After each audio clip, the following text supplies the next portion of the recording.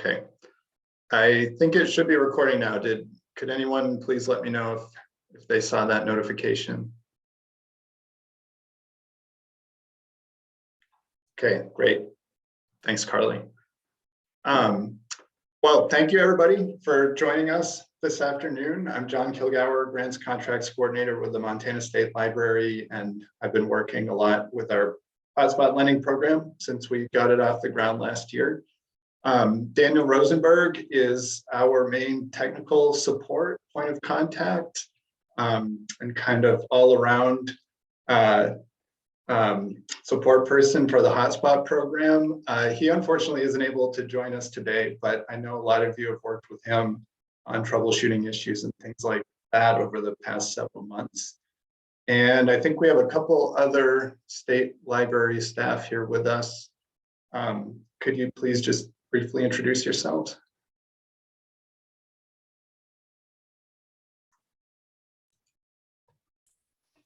This is Tracy, and I'm the lead consulting and learning librarian. And Suzanne Reimer, a statewide consulting librarian. Okay. Thanks, guys. So I have the agenda up on the screen. Is everyone able to still see my screen, or did I lose that somehow? We can still see it, John. You can see it. Okay, perfect. Yep. And if you want, I will also keep an eye out on chat for you, since it's hard to run these and monitor everything at the same time. That would be great. Thank you. Well, I think, the goal of these meetings is to be very informal and to just have an open discussion about the program. So we do have a prepared agenda with some points we'd like to address, but we don't need to follow any specific order or anything like that. So if anyone has questions along the way or comments, concerns, please just bring them up. But I thought we could start with just kind of an invitation for general feedback, observations about the program, things that are going well, things that are not going well, things you have suggestions about. Just like to open it up for any comments to get started.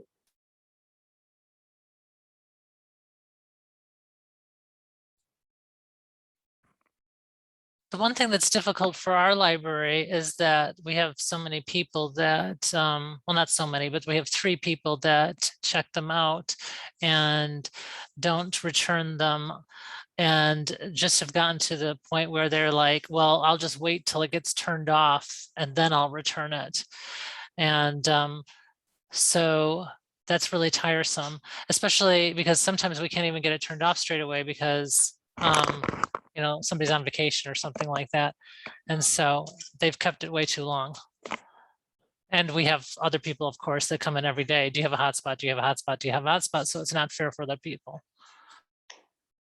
Yeah, thank you, Denise. I'm glad you mentioned that. And I did want to bring that up as well. If other libraries have faced this and devised some solutions, I think we'd love to hear those suggestions. I guess we just ban people if there are like 2 issues with not bringing things back on time. Then we have it in the policy that we have for the hotspots that we can decide not to check out to that person anymore. And so that's been our response. I don't think we have it happen very often, though. Mostly people just love them and they get frustrated because they go out so fast that staff here don't tell people if they're in or not. Because you'll say something's in and then they'll drive an hour into town and nothing will be in and people are really mad. So of course people are mad too when you don't tell them if they're in or not. But people really love them, and I think I've only had that problem with people not returning them come up once, and then we put a note in workflows that said, if this issue happens again, that's it. And please tell him that when he checks out the next time if he does again. We've had the same issue at Bitterroot here.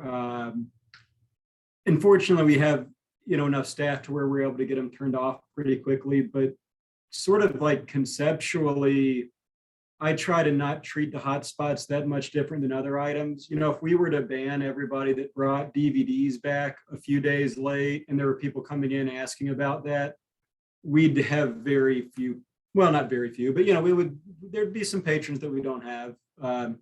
And probably a not insignificant number if we're going to apply the same standards to hotspots or the same standards to other items that we do to hotspots. And I know they're popular, I know they're different and they are more labor intensive, but when staff came to me kind of trying to manage that, we all did just kind of come together and just kind of say, well, I mean, is it worth trying to treat these as totally separate things and have higher standards for these than we do for books or DVDs? And is it worth the kind of stress? Or is it best to just, you know, turn them off and know that there's going to be people that aren't going to turn things in on time and just kind of move on? So that's what we did. We just kind of made peace with it and, you know that it's just the cost of frustration of providing these. Mark, we do the same thing. We don't treat them any different than any other materials, but John, in the 27 years that I've been participating in statewide projects, besides the shared catalog, this is one of the most successful statewide projects I've ever seen. So congratulations for keeping it going. Well, thank you for saying that. We all certainly appreciate it. It's very good to hear. And I want to acknowledge the people who've been chatting. I wanted to give time for folks to respond to Denise's concerns. One of the comments is from Abby Dooley at North Lake County Library, and she says, we have also been having a lot of trouble getting the hotspots returned, so we started charging $1 per day late fee. It hasn't helped, so she also hasn't really kind of found a solution yet. And then I will see if anyone else has any other solutions. And then I wanted to bring up a couple of other concerns that people had that aren't related to the hotspots not coming back. But I guess first, does anyone else have any, has anyone found something that seems to work?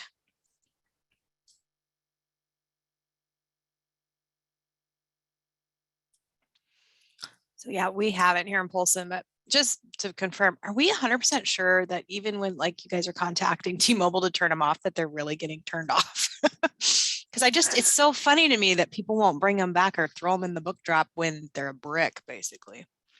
And they're getting charged from us. Yeah, as far as we know, they're getting deactivated by T-Mobile or Verizon, whichever one it happens to be when that happens. But I think maybe if you've requested a suspension and it's been several days or a week or two and nothing's been returned, maybe follow up with us and we could double check on that with the provider, T-Mobile or Verizon. And if it's been suspended and it hasn't been returned for a month or more, I would recommend contacting us. And at that point, I think it makes sense for us to just cancel it permanently and issue a replacement device. And we have been working through kind of our list of outstanding suspensions at this time and starting our process again for ordering some replacements. So I think some of you have probably heard from Daniel recently about that or will be in the near future. But Abby, I agree. I think if there's really no response within a couple of weeks to a month from the patron, we could probably deem that hotspot lost permanently and move forward from there. Okay. And that costs the state money, right, to get those replacements? Is that correct? We do pay for the replacements, yes. Yeah. Okay. It's about $90 to replace a T-Mobile hotspot, and with Verizon, it varies a little bit depending on how much of a commitment you're making with your plan for the hotspot. But because at this point we're on a pretty short time frame for the rest of the program, under a year at this point, going forward from now, we will have to pay the full retail price for those, which is about, I think it's $199. It's about $200. And that's, we've planned for that, and we expect to pay those costs. So I would encourage you to not consider that, really. I think we've budgeted for that and expect to have to replace some of them.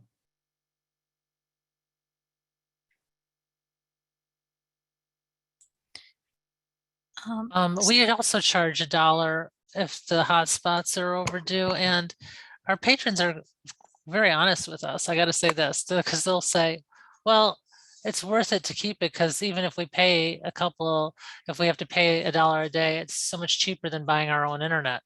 So so then we're like, but the whole point is to share with your other people in the community, and other people need it too. And so it's a little frustrating.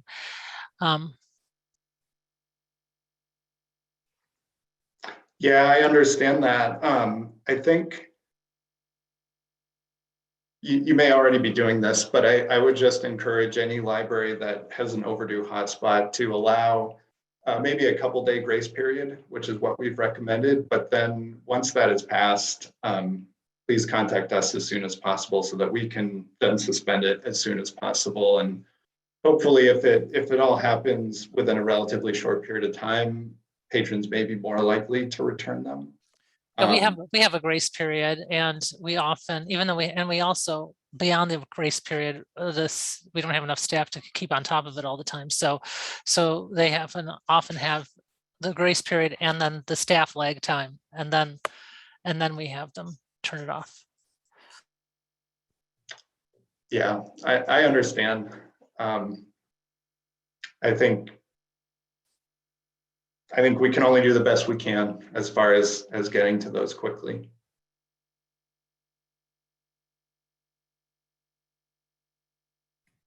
It is important too to remember for, like I had one that I asked to get turned off, and then I never asked for it to get turned back on, but it came back right away. So then I went to check it out to this very sweet lady, and she was like, honey, it doesn't work. Like, what am I doing wrong? So just to make sure, I'm probably the only one that's done that, but that those get, turned back on, that you request to turn those back on might save you the same sort of, I think I called you very panicked, John, and was like, she's here, what do I do? So thank you for helping me with that. Oh, of course. Yeah, but I'm glad you mentioned that, because it is, I think, probably easy to forget that step. And it's just important to let us know so we can kind of reactivate the device and make sure it's ready to work for the next patron. I do have a question, and that's that at our library, we haven't really set a policy. We are a fine-free library, and we do struggle to get them back sometimes. Turning them off has worked. But we're trying to come up with both a policy and a number of hotspots that we have, that if it becomes a point where it comes back to us to assume the cost going forward, that we haven't overextended and our policy holds through long term. Is there any, now that we've gone through this for a while, has there been any kind of a amount per library or an average per number of patrons? I mean, we're busy, but we had a patron actually contact the state library and act as if she was a staff member asking for more hotspots. Wow. And it was because we have 6 and they are out all the time, but I just want to make sure not to overextend. So I was curious what others have in that regard. When they're looking at the policy, have they tightened it up a little bit more from what they started because they want to, be able to keep it going long term? Does that make sense? It does. And I think, Kelly, that relates to one of the concerns brought up in chat, which is that they love the hotspot program. They're really worried about the funding afterwards and how to afford the hotspots. So I think it's similar. We used one for every 1,500 people. roughly, that's how we kind of figured it. Yeah, that was our metric for distributing them initially. And then over time, we've been able to offer more on a first come, first served basis and as requested and things like that. So that metric has fluctuated a little bit, but if it's helpful, we can certainly provide the pricing information and information about what we've been paying monthly for each device. We do have a record of all the replacements we've had to order, so we could maybe calculate some type of estimate. You know, how many hotspots you may expect to replace over a year or something like that, if that sort of information would be helpful. That would be great. John, Okay. this is Anita.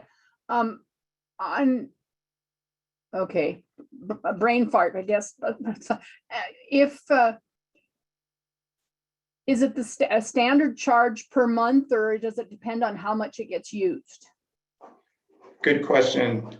It's a standard charge, whether it gets used at all or used a lot. It's for T-Mobile, they are just about $30 a month, and Verizon is about $40 a month. And we have access to that pricing through the state's term contracts with the providers. And I want to be careful about how I explain this, but it is possible that public libraries would have access to that pricing depending on certain conditions met by their local government, the city or the county. And what we've been asked to do is refer libraries to the State Procurement Bureau, and I can send out that contact information after the meeting. I'll send a follow-up. But they've asked us to refer libraries to them if libraries are interested in purchasing through those contracts. Yeah, I would be very interested in seeing all the information. We have T-Mobile and they seem to be working over here, which surprised me completely. But I'd like to see all the pricing, because I'm getting ready to write a small grant, and that might be what I'll do with it, is due for when the funding runs out. Okay. Yeah, we can definitely do that. You might have seen this, but there were a lot of yes, please to the pricing and the contact information. And then I am going to jump in here because I promised folks that are using chat that I would monitor it.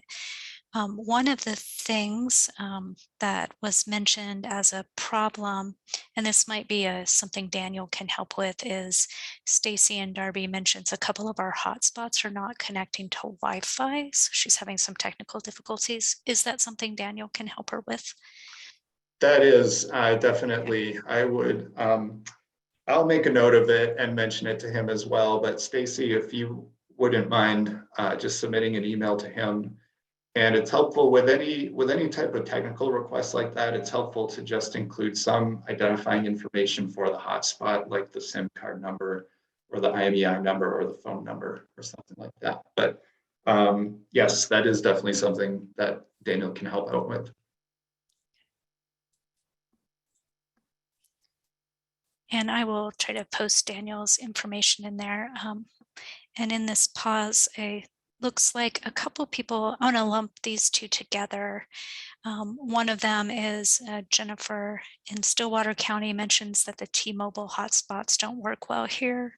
So she, says there's a big demand on Verizon because they do work. And then Carly in Harlem mentioned that she is having an issue that you might be addressing later on in your agenda, but the library gets comments that the hotspots are slow, even if they haven't reached the 20 gigabits per month. And she says, when I try them, at the library, they work fine. She understands they work off of phone towers, but the patrons say their phones work, but the hotspot does not. And she's contacted T-Mobile, but didn't get much of an explanation. Okay. That That's a good question. That is something we wanted to address later, but since you bring it up, and I don't want to forget the previous question from Jennifer either. I guess addressing Jennifer's first. We do have some extra devices available. We don't have a lot at this point. We did just put out a call for requests for a last round of distribution, but I think we do still have a few left over. So if you are a library with T-Mobile, but it's not working that well and you'd like to try some Verizon hotspots or vice versa, please let us know. You can send an email to me or to Daniel, and we'll try to redistribute. Oh, I see your response. Well, I'll talk to Daniel about that. I know he's been keeping track of all the requests. So we may be able to provide something. And then another point that we wanted to address a little bit later in the meeting, but I think it makes sense now to mention it, is that if there are libraries that seem to have devices that aren't getting used a lot, and the demand in your area just isn't that high, we would really appreciate having some of those returned so that we could reallocate them to different libraries around the state. And through that process, we may be able to match up some Verizon hotspots in a place where Verizon has better service, or vice versa. But Jennifer, I will mention your specific request to Daniel, and I can talk to him about that tomorrow.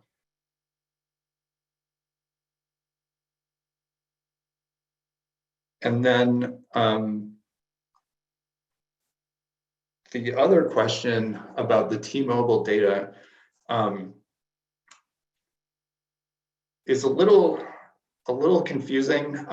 They've told us all along that there are no data limits or speed throttling on the T-Mobile hotspots. The Franklin T9 devices, if your library has those, will sometimes display a message saying that the data limit has been reached. Initially, we thought that could just be ignored and the device could continue to be used. But we did determine recently that you may need to go in to log in to the account for that device and adjust the settings. And so this is something that I will include in a follow-up email as well. But on our website,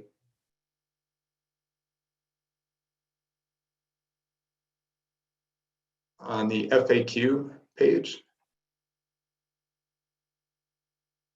we do have a section here explaining the various data limit policies for Verizon or T-Mobile devices.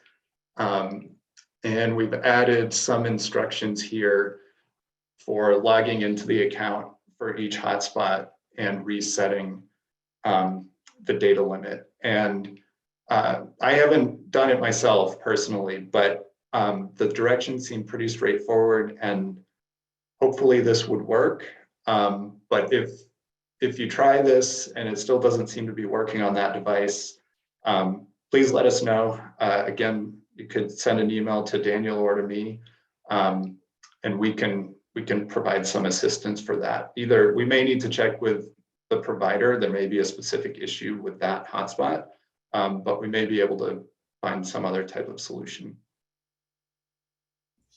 And Starla confirmed that she had to reset and it solved the problem. And then Caleb mentioned to the question that their phone is working, but the hotspot isn't. Their phone might not be on T-Mobile. It might be on a different network than the hotspot.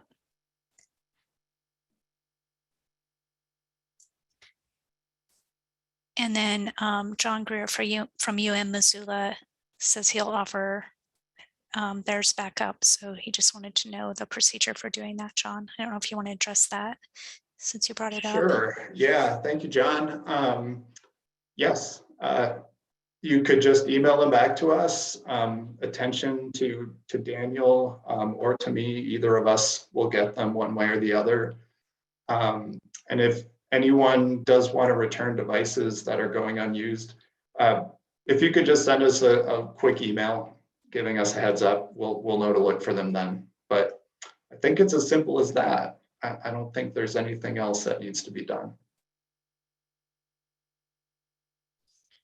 And then there was one other question about the hotspots. Will the current hotspots have to be sent back to the state library at the end of the grant, or will the libraries be able to retain them? Yeah, so our intention all along is to give libraries that option. So if a library has the funding to continue the program on their own and continue paying the cost of the monthly data plans, then the library could keep the hotspots and just continue using them. If not, and a library isn't able to continue the program, then I think we would ask for them to be sent back at that time. I think we are all caught up on chat, but let me just see. Oh, Starla was just saying T-Mobile is on the AT&T tower. And Stacy was asking again about how much the monthly data plan is. It's just under $30 for T-Mobile. I think it works out to $29.75 per hotspot, and Verizon is just about $40. I think with the small fees and things, it turns out to be about $40.01 per month.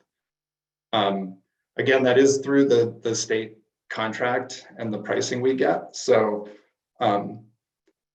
hopefully any library would have access to that. But if not, then the pricing could be different. Here at Bitterroot, we do have, a few, maybe 20 or 30 or so that we do have through T-Mobile directly. And that is, the price is just shy of $30. I'm curious, would the state ever consider, or have there been discussions about having sort of like a hotspot consortium similar to like Montana Library to Go, where the state continues what they're doing now and libraries just pay the state directly, and if there would be any cost savings to doing it? It sounds sort of complicated, but if we were coming to T-Mobile and saying that we're going to have however many 1,000 hotspots across the state, I wonder if they would be able to get a better rate, and if that would kind of, it seems like the state has already done so much to set up this program and is doing an excellent job of managing it. And it'd be nice if there could be the continuity of that, even if libraries do have to pay the state for the actual service. And something, modeled on like Montana Library to Go or something like that. It's just a thought. That's a great question. And we've not had any discussions about that up to this point, and I may defer to Tracy for her thoughts. It's something we can certainly bring up and at least have a discussion about. Yeah, we can definitely talk about that, Mark. And from the looks of things in the chat, others would be in favor of that. We would definitely need to kind of consider having someone like Daniel. Because I will say, from behind the scenes, Daniel has made such a difference for us. It was pretty hard to manage it, and I think it's more successful now, and you're getting better response rates because we have him. So we have both the data and maybe a staffing thing. But I know Jenny's pretty committed to this program. It's pretty amazing. And I know she's working to try and find additional funding. It may be that we could come up with some kind of like combined state federal library funding and figure it out. So I'll bring it up to Jenny when I meet with her later today. Yes, Beth, when Daniel came along, everything got better. I agree.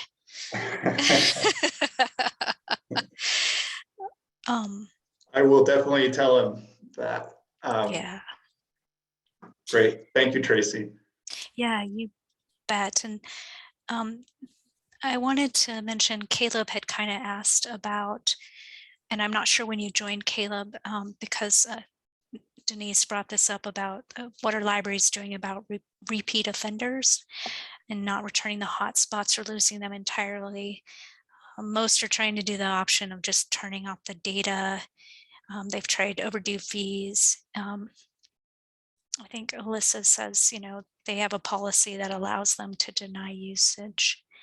And Starla says we have a few people who have zero respect for the equipment, and we are not checking them out to those who bring the device back without all its parts. Is there any possibility that patrons are able to like go to a T-Mobile store and have the device transferred to their own mobile? Could that be happening at all? Well, yes. Okay. We haven't run into that much, but it is possible for someone to take the SIM card out of one of the hotspots and put it into their own device. We did have an issue where someone did that and then actually made some purchases, bought some music and things like that on their personal device. And we caught it, fortunately, and T-Mobile gave us a refund on those charges, so it's okay. But we've since asked them to block any of those types of purchases. So hopefully it won't happen again. But it is something to be mindful of. And so one of our recommendations actually, and I think this is maybe on the FAQ page or the lending recommendations page on our website, and you may be doing this already, but when a hotspot is returned, we recommend that you just check the SIM card to make sure that it's there and that it's the correct one for that hotspot.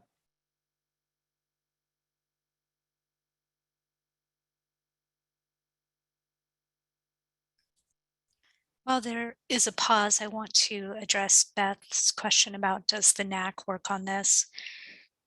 And actually the NAC would be the body who would kind of take that recommendation. Suzanne Reimer is kind of leading a technology committee, and I would say it should start with that committee. I mean, the plan is that committee is going to let us know what priorities they think are most important, and then take that to the NAC, who has the tough job of making the final decision across all the different services, what we'll do and what we will continue. So I hope that answered your question, Beth. I do have one quick question. If this is going to come up later in the agenda, just let me know. But what about hotspots that are returned with damage? We turned one off and they obviously thought that they could make it work, so they pried the back off and then it wouldn't stay on anymore. One person admitted that he got angry when it was shut off and he smashed the screen, and another person continues to they're just full of dirt, like the whole case and everything. We have to really clean it out. It takes about 2 hours to get it back running again. Has anybody done things with their policy to address that stuff?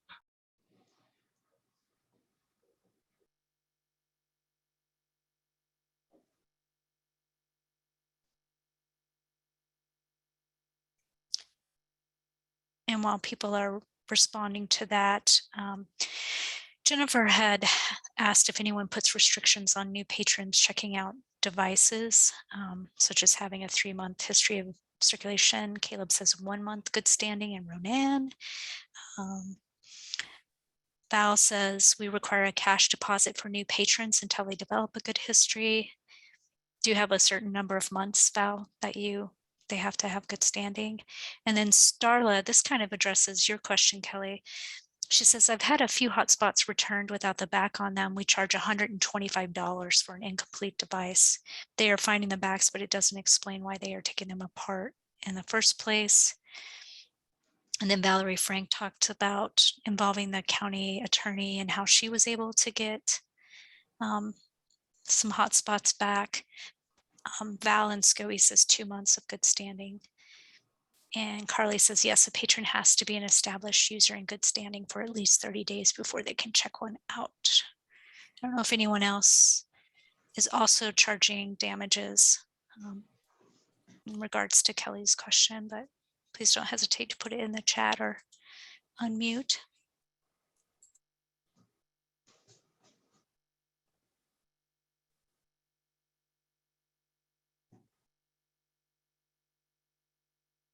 Caleb, when you say you charge for replacement,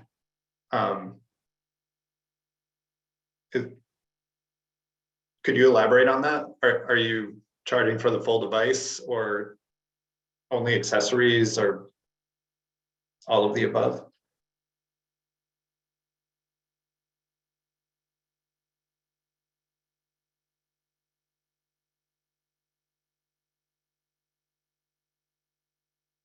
I'm guessing based on the amount, $105, that's probably for the device.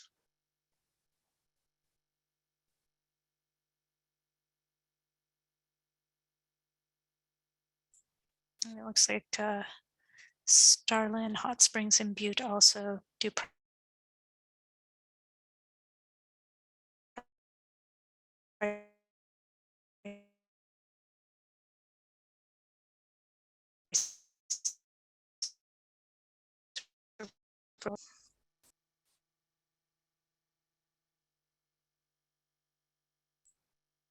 Okay.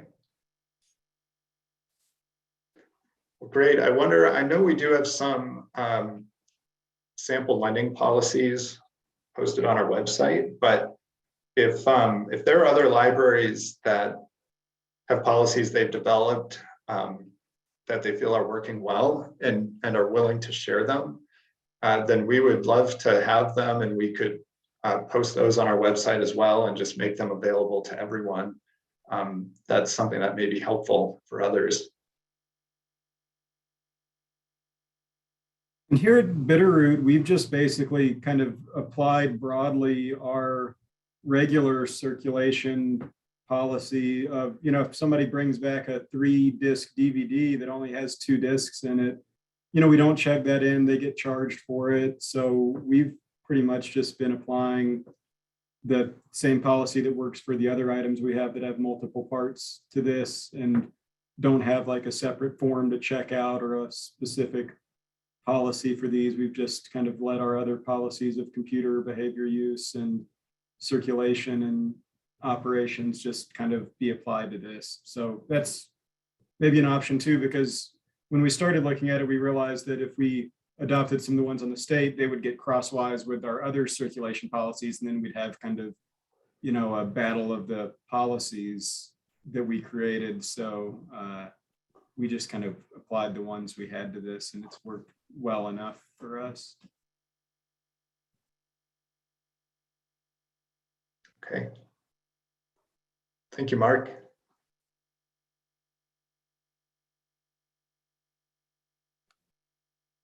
Well, I think since we have about 20 minutes left, maybe we can move on to address a few of the other items on the agenda and come back to this if people have additional comments or questions. Let's see, I think we've addressed quite a few of these topics already. We did want to just provide a reminder to everyone about our policy and procedures for suspending and or replacing overdue items. It's fairly simple, I think. What we ask is that you submit an email to Daniel and just include the identifying information for the device. And that's going to vary a little bit depending on the provider, whether it's T-Mobile or Verizon. But basically, what we keep track of, I can show you an example. Basically for Verizon, we keep track of the device username, the phone number associated with the device, the SIM card number, and the IMEI number. And so if you need to request a suspension, as long as you can send us one of those 4 pieces of identification, then we can identify which specific device it is and have it suspended. It's very similar with T-Mobile. We keep track of the phone number, the SIM number, and the IMEI number. So as long as one of those pieces of identification is provided, then we can identify the device and have it suspended. I think we've addressed a lot of these other topics already. We did want to mention too that we do have a budget for providing accessories and accessory replacements. So things like cases, batteries as well. We've gotten some requests for batteries recently. And as the devices get older, that may become more and more of an issue. Charging cords, things like that. And so I included this with the meeting invite, but I will send it out again. We just have a very simple order form that we've put together, and we plan to place an order for accessories every couple of months or so. So we will be making an order in February. So if you do have a need for cases, cables, chargers, things like that, if you could please submit one of these forms to Daniel. He'll be tracking all of these requests, and then we'll be placing an order and mailing those out as soon as possible. And I think we've had a few questions in the chat that I'm sure we address. Two of them are related to how do we find the tracking numbers? I think both of them. Good question.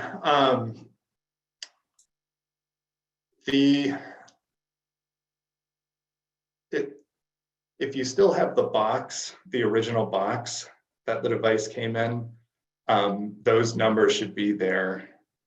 For T-Mobile, it will have the SIM number and the IMEI number on the box. And Verizon should have the device name, the phone number, the SIM number, and the IMEI number. If you no longer have the box, the SIM card number will be on the SIM card itself. If you open up the back of the device and take out the battery and pull out the tiny SIM card in there, that will have the number on there. And I don't have one in front of me, but I'm pretty sure, and maybe someone else can jump in and confirm this, but I believe each device, regardless of the provider, also has the IMEI number on the device. And this is really a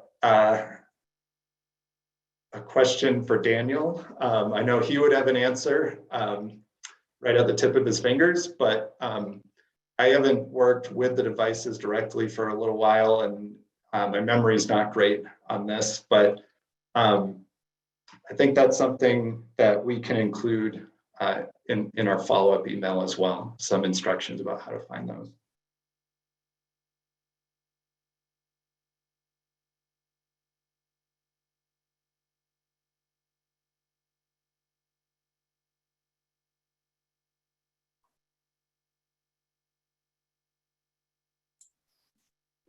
There have been a few questions. Caleb did confirm it has IMEI in the back plate, and he believes the MAC address and serial number. Valerie Frank says it's also on the original paperwork. And then Sonia asked a question I was wondering about. I don't think anyone from the shared catalog is on here, shared catalog staff.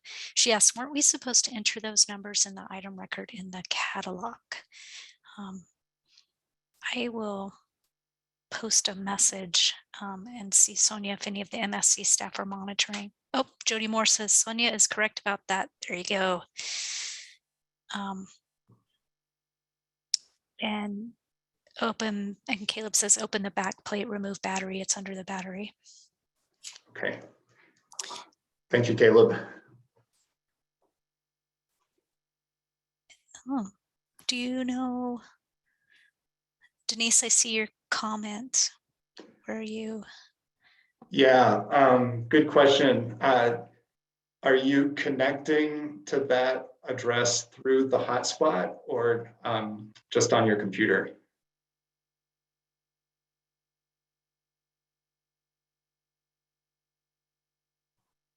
On my, yeah, just to try to do it on the computer. I have to do it on the, I have to use the hotspot. Yeah, that will only work if you're connected to the hotspot. So if you connect to the hotspot with your phone or laptop or something, then that will take you to the account for that device. Okay. But if you're just accessing it through like your library's Wi-Fi, then it won't work. Yeah. It has to be connected through the hotspot. Yeah, I was like, So as we were doing this, I'm like, oh yeah, let me go on and change all these. And then I'm like, oh, well, they're all checked out. I can't do it. And then Caleb had a recommendation for is there a form? And so Val, I don't know if you saw that. He recommended Microsoft Access. And I can't remember, Val, what automation system you have, but your automation system might also be a place you could enter it. And Beth Boyson said, yeah, we entered the data in the notes field for each hotspot.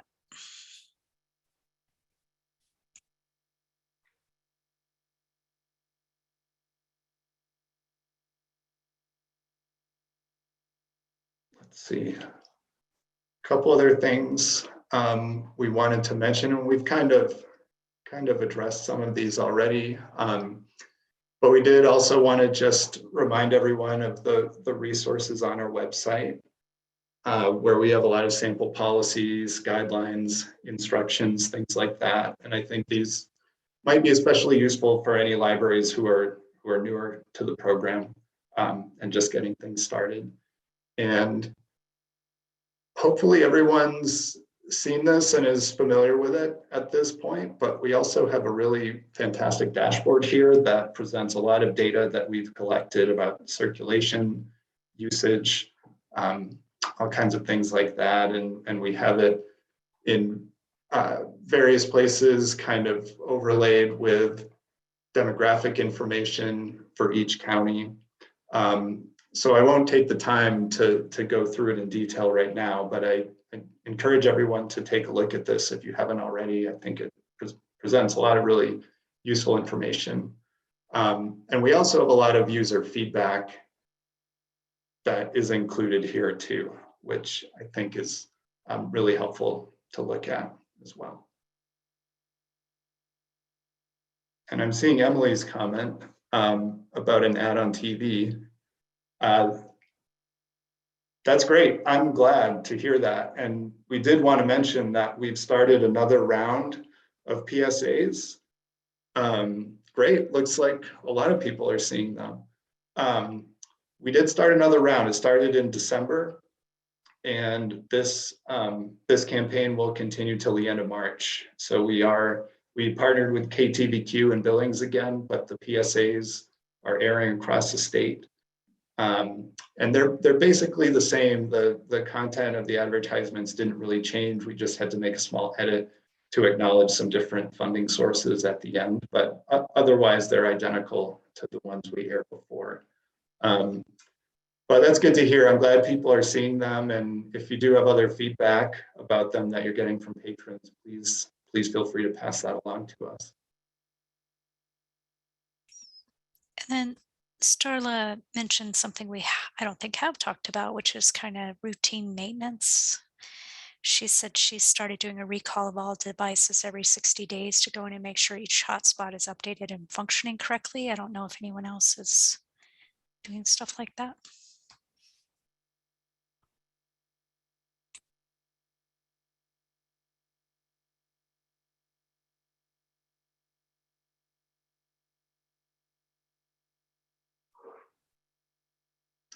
I haven't heard from anyone specifically doing that, but it certainly seems like a good idea to do that occasionally.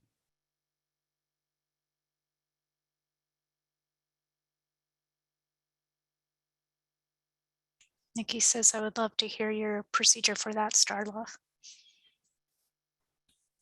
And then Val asks, are there directions for how to do the updates on the state website? I don't remember. It's been a while since I've looked at that, John. Yeah. Are these, Val, are you asking about hotspots or iPads or ProBooks?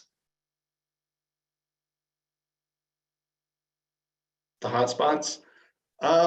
Yes, there are. So there shouldn't need to be any routine updates, but we do have instructions for adjusting the settings on each device. And so this is, although Val, it occurs to me you're using the Nemont devices, is that correct?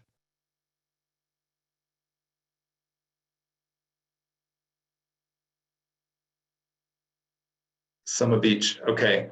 Yeah, we don't. That's a good point. We don't have instructions for the Nemot devices specifically on our website, but I could request some and send those over to you. Let me just make a quick note here.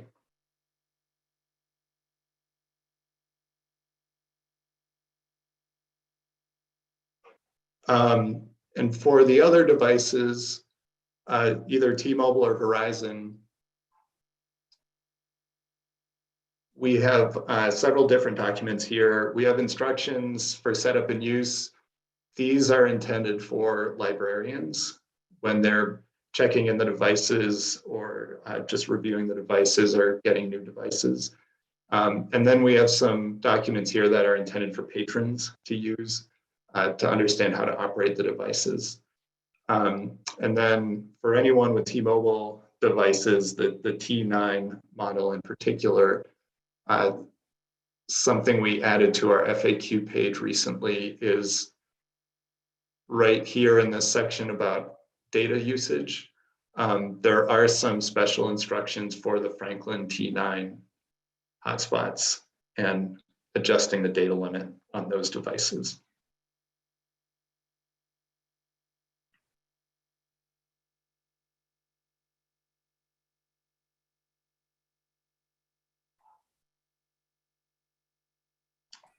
Jonna, yes, I see your question, and we can do that. Okay, great. Thank you. Appreciate it. You're welcome.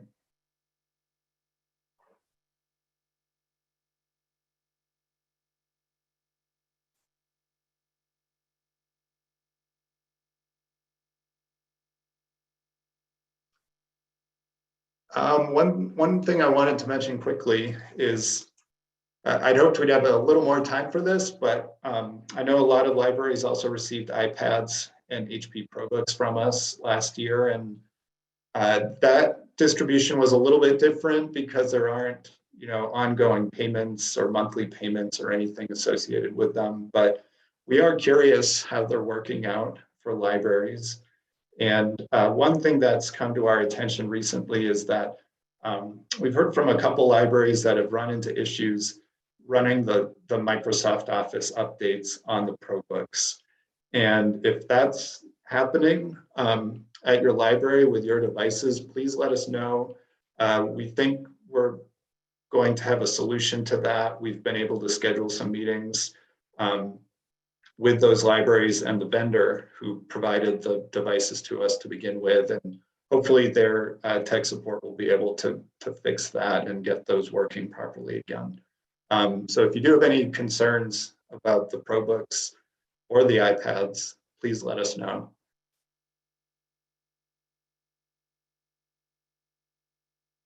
Okay, thank you, Caleb. Yeah, we've heard about, I think a couple different libraries who have created kits with iPads and hotspots or ProBooks and hotspots to go together. ProBooks surveys.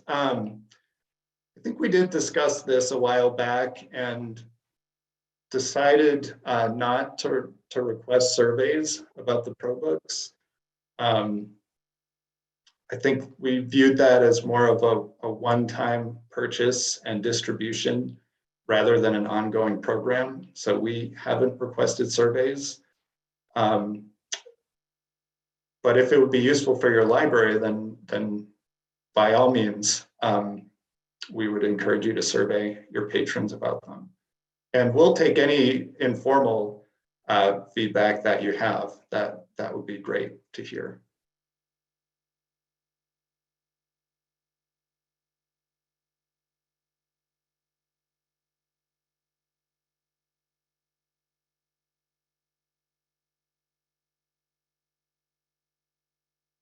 Well, I think that's about everything.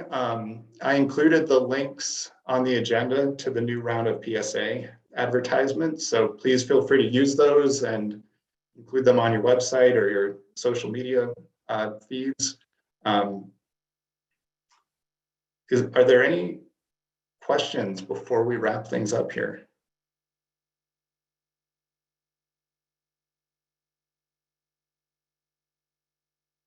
Thank you, Starla. That sounds like a great use for the ProBooks.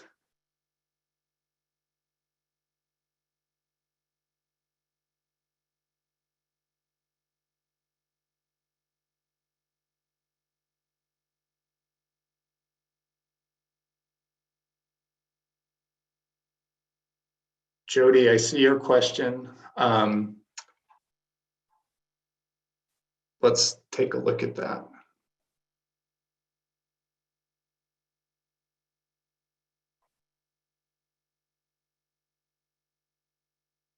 Is this, Jody, is this the page you're referring to?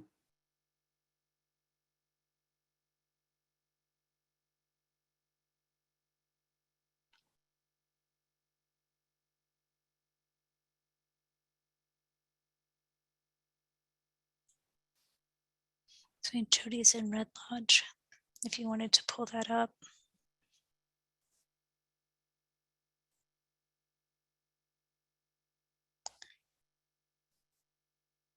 And there are 3 libraries in Carbon County. In so I was Carbon thinking- County. That is Yeah. probably what's, So I think she's looking at her data in Red Lodge. so here's Red Lodge, 89 checkouts. And she says, but based on the numbers and workflows, we should be at 121. Is that like that 121, Jody, like what's the date on that? Because we haven't had Jessica Edwards, so there could be a lag between, yeah. I did wonder about that. So 121 is based on right now, pulling out workflows and doing a quick count.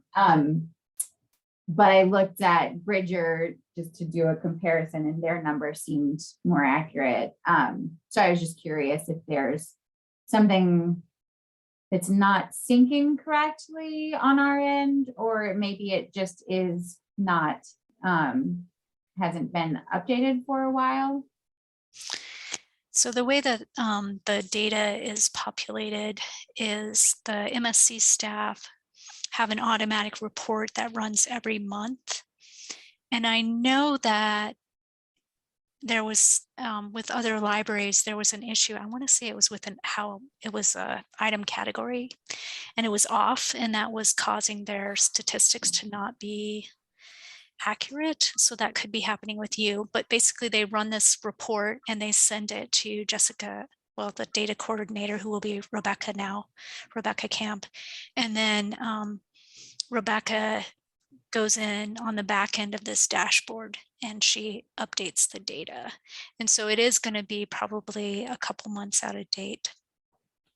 But I'm wondering, in your case, since you think that other libraries, you're seeing more accurate data, I'm wondering if you might have that issue that another library had, where your hotspots, one of them might not quite have the right category.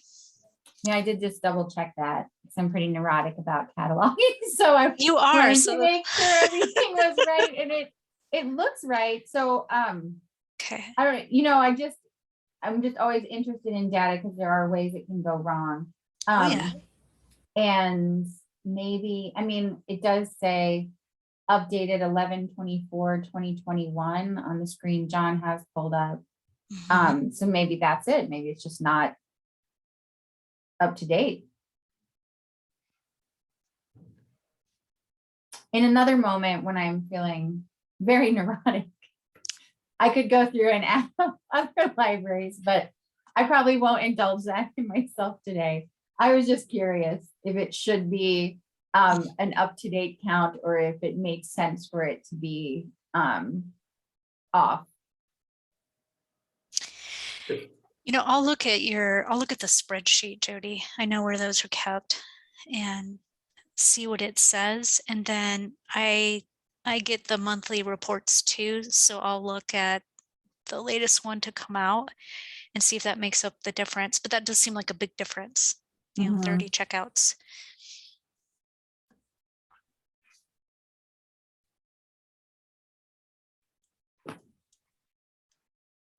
Okay, looks like we have one last question in the chat from Carolyn. Do most libraries check out for just 1 week? Caleb says 7 days. Starless says 14. 14 in Red Lodge.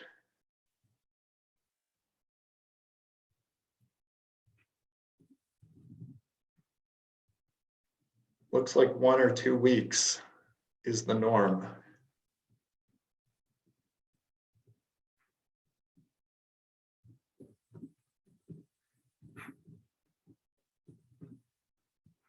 Caleb has a 24-hour waiting period between checkout.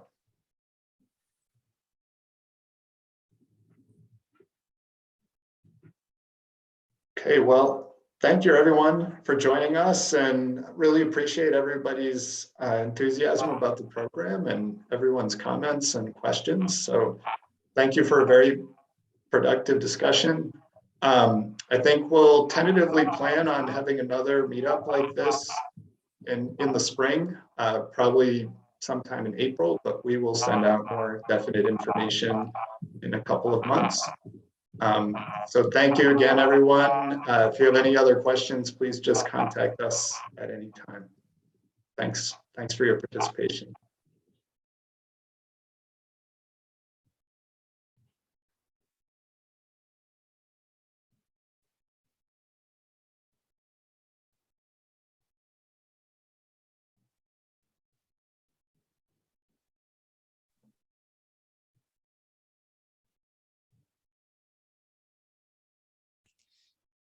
And thanks, John. As you can see, everyone really appreciates what you and Daniel have been doing.